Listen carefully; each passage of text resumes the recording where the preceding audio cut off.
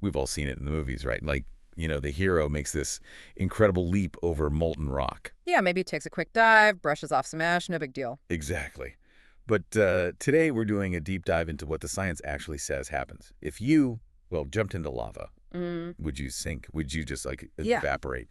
It's pretty intense stuff. We're drawing from a great piece called Lava, Hmm. Instant Death, not Hollywood fantasy. That's right. And our goal here is really to pull out the science, the facts that honestly just blow those movie myths right out of the water. Yeah.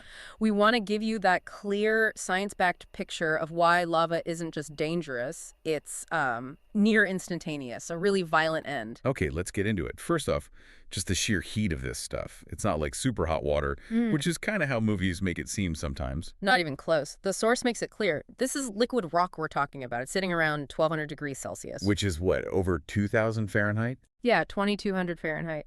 To give you some perspective, that's like 5 times hotter than your home oven cranked all the way up. 5 times.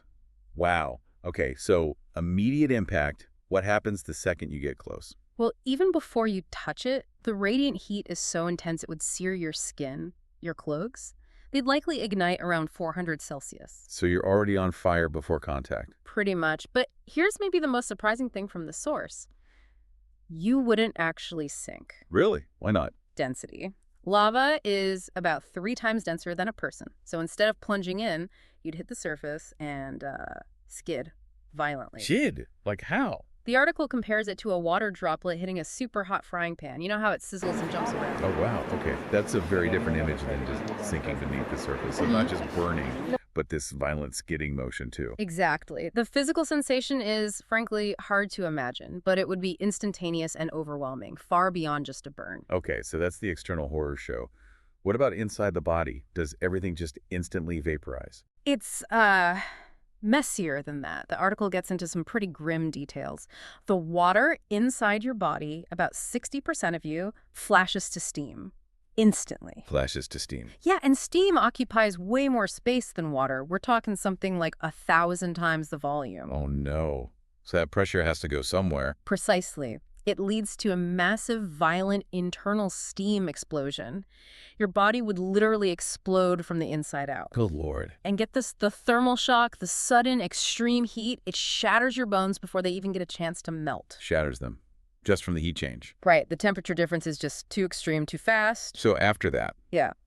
what's left? What does the article say happens to the remains? Well, remember, you're not sinking. Because lava is so incredibly viscous, think like 100,000 times thicker than water, you'd basically float on the surface while burning. Floating and burning. The source uses the phrase, a human-sized charcoal briquette.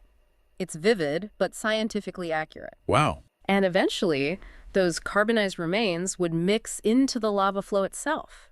As it cools and hardens, you become part of the rock. Heart of the rug. Yeah.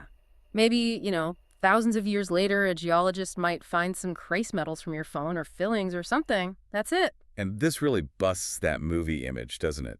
The bright, orange, glowing river. Totally. Real lava is often dark, almost black on the surface, crusting over quickly.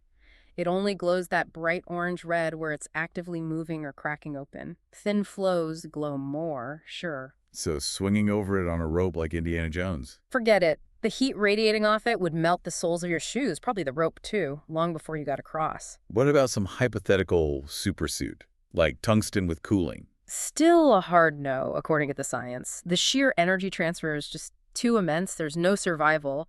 You become essentially geological history. It's really something, isn't it? Just the raw, incredible power of nature compared to how we kind of tame it or misunderstand it in stories. Excellent. Knowing the actual science here feels, I don't know, way more awe-inspiring in a terrifying way than any movie scene. It really makes you think, doesn't it? And maybe this is something for you, listening, to consider how much of what we think we know about the world comes from these kinds of simplified, often just plain wrong portrayals. Yeah. What other facts out there might be completely different once you look at the actual science makes you wonder what else deserves a deeper dive.